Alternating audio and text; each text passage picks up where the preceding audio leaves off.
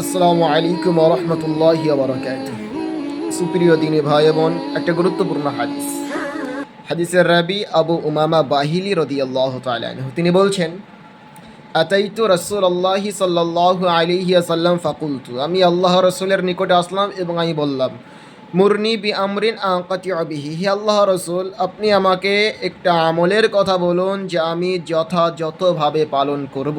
Call, তখন আল্লাহ রাসূল বললেন, ইলাম, জেনে রাখো, আন্নাকা লা তাসজুদু লিল্লাহি সাজদাতান, তুমি আল্লাহ ব্যতীত অন্য কাউকে সেজদা করবে না। যদি তুমি এটা পালন করতে পারো তাহলে কি হবে?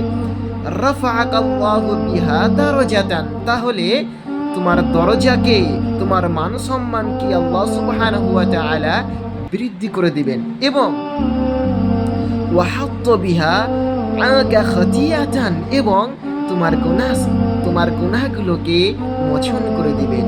সুবহানাল্লাহি ওয়া বিহামদিহি।